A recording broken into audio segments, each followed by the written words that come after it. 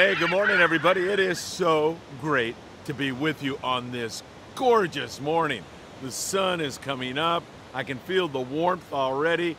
That ocean out there looks nice and calm here on the local scene. We've got some good weather. I'm going to cover Cabo San Lucas, Ensenada. Captain Trevor from the Freedom had a great score yesterday. He'll be joining us on today's morning briefing when I get to the island report. And there is so much more to talk about with you, including our possible game plan on board the Pride. We're leaving on July the 5th, so I'm talking to all of you who have signed up on board the Pride. I'll get to that toward the end of the show and let you know what we're thinking. Man, I'm telling you right now, things are about to explode, but I am the eternal optimist, so we'll see what indeed does happen. All right, what is that? What's that noise? Oh yeah. Yeah, that's the clock ticking on my albacore prediction.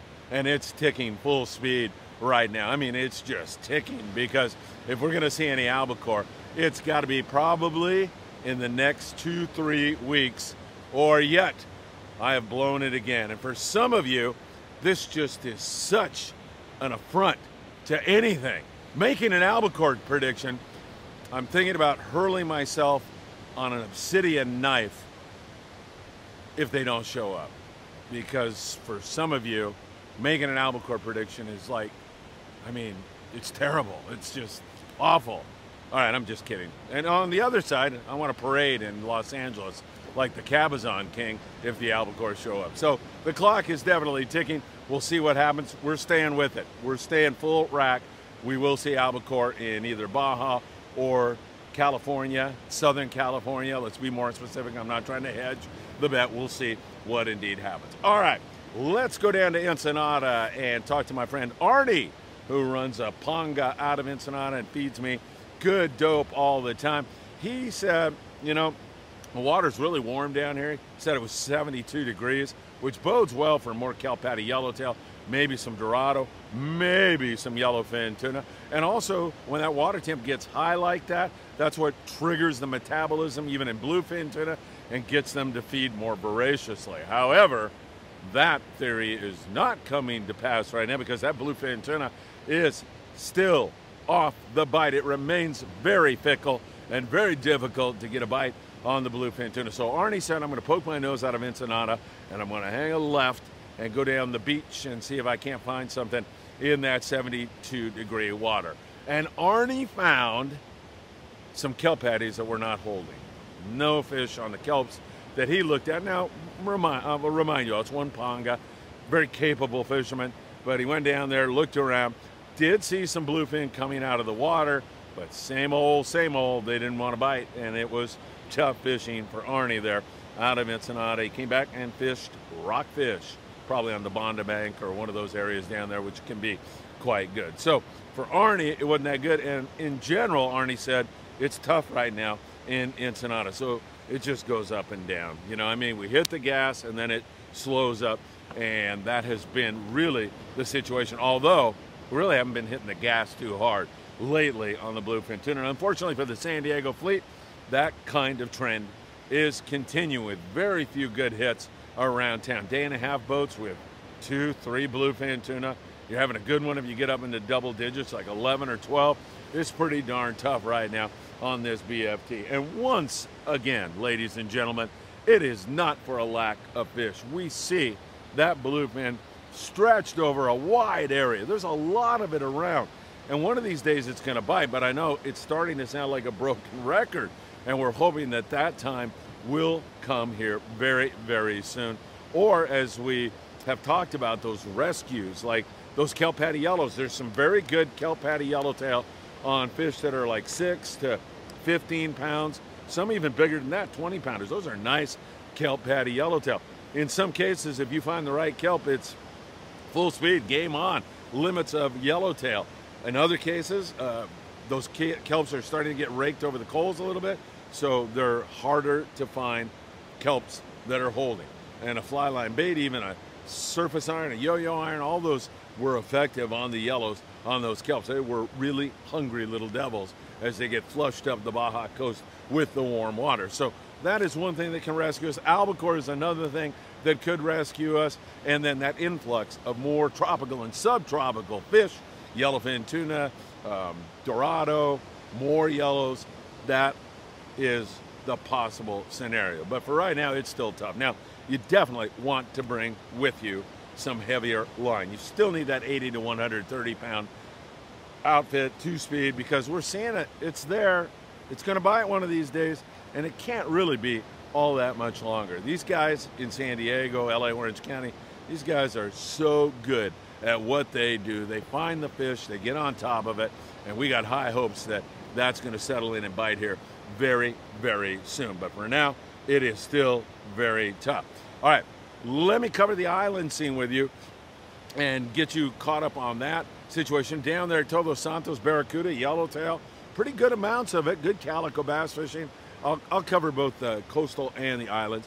Along the coast there, we see really good calico bass fishing in the Punta Banda area. I love fishing bass. It's so picturesque, so beautiful, and you fish that kelp, and they've got absolutely flat-calm, gorgeous weather this morning. It is picture perfect. We get you up to the Coronado Islands, where many of you are fishing now. Some boats are starting to focus in on it, and the boat San Diego out of Seaforth has been fishing the islands a little bit more until that bluefin bite gets going. Again, you do need a passport, U.S. passport, to fish there, because you are within the 12-mile zone where you have to have a passport. 12 miles from Mexican land territory, and islands constitute that. So if you're bucked up against the Coronado Islands, you better have a passport on you should somebody come visiting.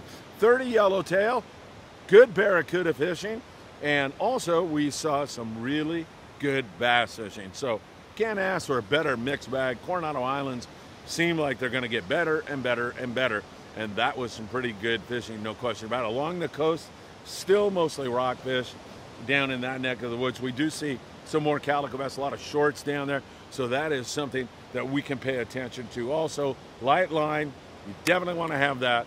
I'm talking 12, 15 pound fluorocarbon for calico bass, a good hot anchovy, and that will get the job done. Man, do you hear that? Those white birds?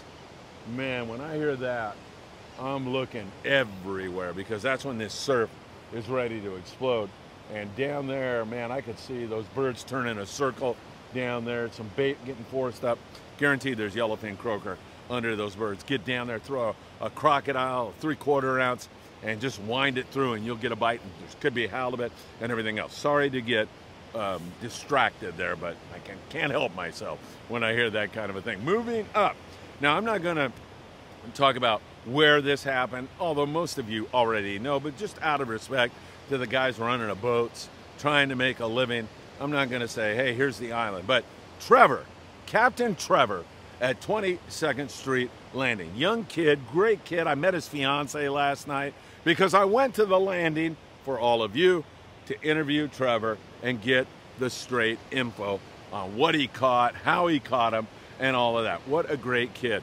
And Tino Valentine, let me tell you, the guy that normally runs the Freedom, he's mentoring Trevor through this process. This is the first week the kid has taken the helm of a sport boat, and Tino said, you know, I thought he'd do a good job.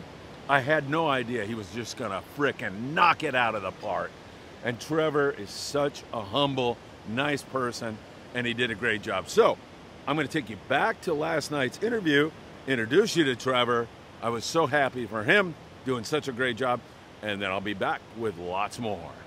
Trevor, what's up, man? Good day today. Yeah, very good day. Man, so really, this is your first week running the Freedom. Am I right about that? Yes, sir. How does that feel? Oh, it's extraordinary. It's a very good feeling to finally get out there, you know, and actually, you know, get some stick time, you know, anchoring up the boat, finding fish. It's something you wanted to do your whole life, I guess, right? Oh, yeah. Oh, yeah. And do you realize how many people are behind you? And one of them I've been on the phone with, and he's been telling me how great you are, how wonderful you are, how much of an honor it is to be your mentor. Can you take a guess of who I'm talking about? It's probably Tino. It's Tino. Yeah, you got it on the nose. I mean, he Yeah. is so thrilled for you. And he said, you know, I thought maybe Trevor would fill in and, you know, his first week, maybe do it. He goes, he had a frickin' grand slam in the bottom of the ninth, man. I'm so happy. All right, so let's cut to the chase. Let's talk about your day-to-day. We're going to be on the morning briefing with this tomorrow, so everybody's going to want to know. What'd you catch, first of all? We caught 4 sea bass and 16 yellowtail. Grade of sea bass? Very good grade of sea bass and very good grade of yellowtail. I forgot to mention that. Yeah, that's all right. How big? I would say the sea bass anywhere from 25, solid 25 I would call that. And nice. The yellows, same, 25, maybe 28, couple of bigger ones mixed in there. All right. They're all nice and they're all mean. Yeah, oh, that's great. So you heavy line. Let's hone in on the sea bass. What was the best rig on the sea bass today? It was a 3/4 ounce sliding sinker. Oh, really? 30, 40, 50 pound test. You know, big squid hook, you know.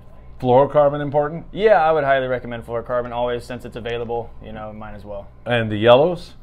The yellows, we caught the yellows on the squid in the morning, and then we had 4 sea bass and then 4 yellows.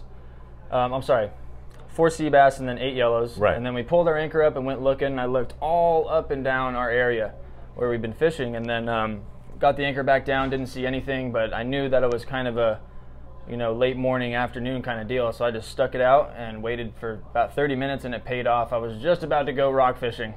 I was on the PA and then, you know, heard really? That I heard that you we were had 2 just going. I had my hand on the key. Oh, God. And then we had 2 going, and then after that it was just a game on. You know, we were still picking them with the squid, and then we saw a boil in the background, you know, way off the back of the boat, and I was like, that's interesting. So one of the deckhands got on the bait tank, he started chumming. The next thing you know, dude, it was like National Geographic, all 360 around the boat, boiling up.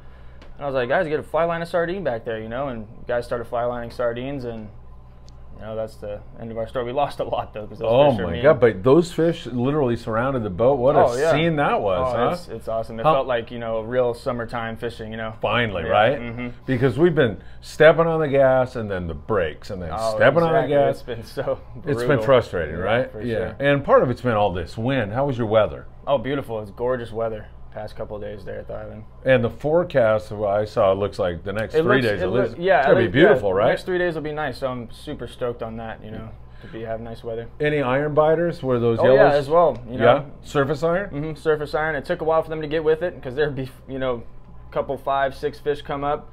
You'd cast on it and wouldn't even get a sniff, and then they started getting with it. The more persistent you were. And did you notice any color working better than any other color? I don't know. I feel like the color of the jig kind of catches the fisherman more than the fish, to be honest with you. I'm with you. You know, but I personally like a mint white, you know, or all green. The minty colors I tend to gravitate towards.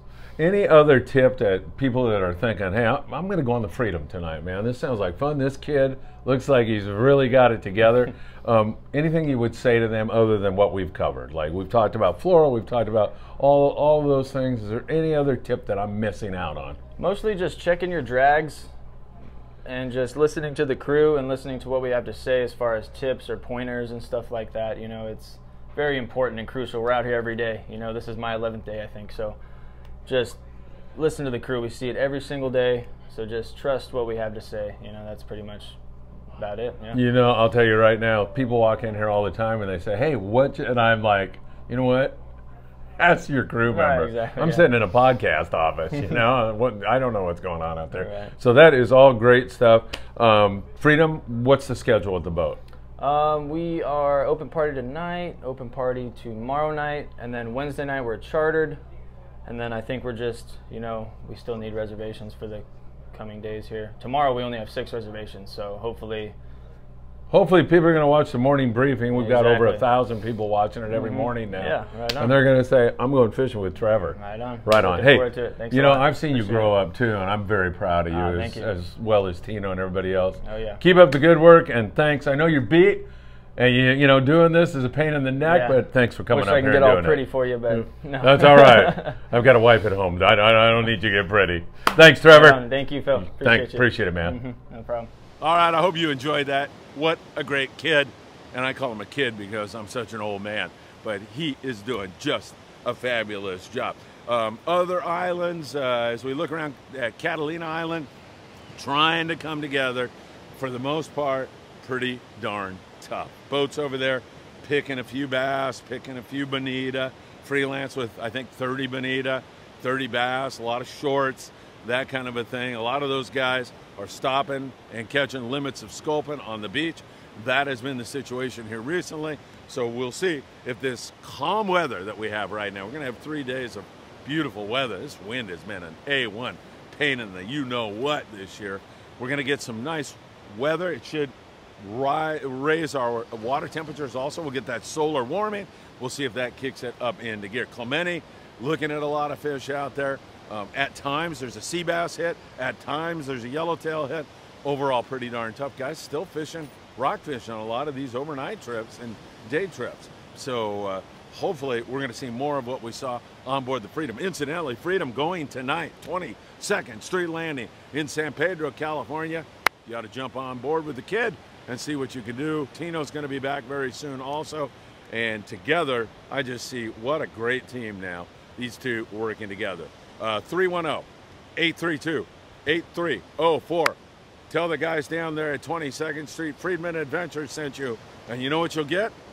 Absolutely nothing. But you'll get to go on the Freedom and have a really, really good time. So check that out. All right, moving you up, Clemente, Nicholas, all those areas, kind of bunch them together. Most of you know where the Freedom made their catch. But showing signs of life. Hopefully things are going to get going.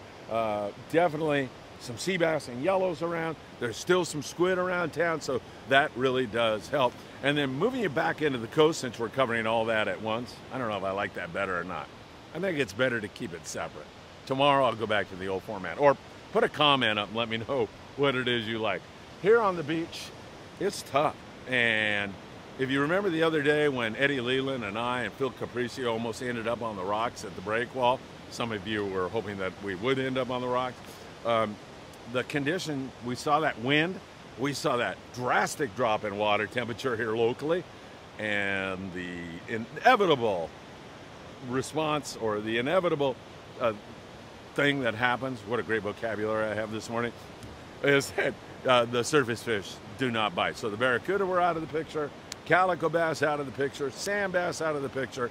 We got our fingers crossed that that is going to come back. And if it is, this is the kind of day when it will. It's gorgeous. And I can feel, as I say, the warmth of that sunrise coming onto my face. It is absolutely gorgeous. So hopefully that's going to kick into gear. Up in the Channel Islands, they still have a lot of white sea bass up there. They have been off the bite for the past couple days for most guys. Some guys still sneaking in some hits and keeping a lid on it and doing really, really well. But for the most part, it's been a little bit tougher. They have the rockfish, prolific rock fishing up there to fall back on, and also some good bass fishing, like the Aloha Spirit had some very good bass fishing here recently, a mix of sand and calico bass. So that is still in the picture for most of those boats as they continue to go out to the islands, take a look at that, and then come back to the coast and see if they can't catch anything in there. So some really, really nice conditions in our future. The next 72 hours should be gorgeous, and hopefully that is gonna get going here as we continue to watch it for you very, very closely. Yeah, I'm gonna go back to the old format because something tells me I've left something out, screwed something up. All right, let me go to you Pride guys and tell you we're wide open here still. Not sure what we're gonna do. We depart on July the 5th. Don't forget the pre-game party in the Friedman Adventures studio.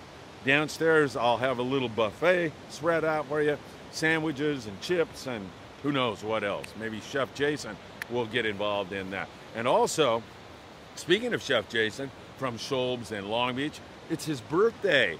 And he said he wouldn't celebrate it anywhere else than on board the Pride on our 2-day trip. His birthday is July the 6th, so it's the first day of fishing. He told me to let you all know to no gifts over $500, okay? Just keep it below that. He said that would be okay. Don't worry about it. All right, so we'll have to celebrate that for sure on board this trip. Hopefully we'll celebrate it with some really, really good fishing. So I say we're wide open because last time on the Amigo, we had bluefin show up off of Pyramid Head, so I called everybody and said, get ready for the bluefin. It disappeared. Then there was good sea bass fishing. I told everybody about that, and that fizzled.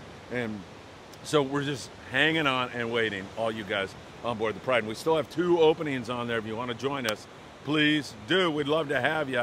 Once again, 657-227-6459. I'll send you info, or you can text me and request more information, or tell me you want to sign up and I'll get you signed up. So we're going to hang on and see what happens, and then I will have more information. Don't forget, we are live tonight from 22nd Street Landing in beautiful San Pedro. And then Wednesday, what a day I've got planned for you. We'll have our first morning show live, and that'll be with Sean Roberts from the Pride. The latest trip he ran, 61 white sea bass.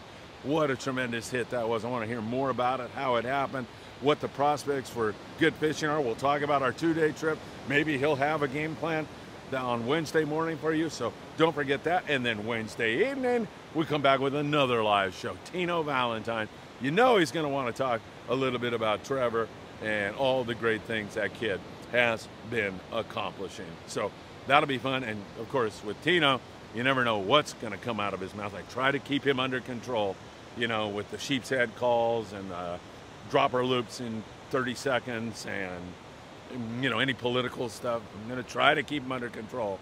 No, I'm not. I'm going to try to get him to go crazy, because that is way more fun.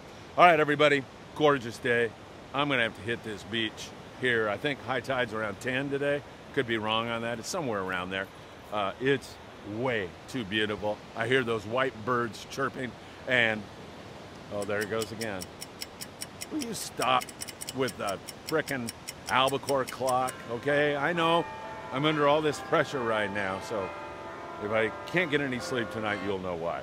We'll see you tonight, everybody. Chef Jason will be joining me, and who knows who else. There's all kinds of captains coming in to 22nd Street Landing, so we'll get some of the latest intel for you, and we'll be talking about the latest fishing, about slow pitching, and for sure about how to better care for your fish with Chef Jason, so you have an outstanding product at the end of it all. All right, Friedman Adventures, thanks you so much. Give us a like, please. Right now, just smash that like button. And if you'd like to leave a comment, that also helps us very, very much. We are soaring up toward 20,000 hours of content consumed by you in the last 28 days. And I'm no dummy. I know who I owe that to, each and every one of you. Take care, my friends. Have a wonderful day. I'll see you tonight at 7 with a live Friedman Adventures podcast.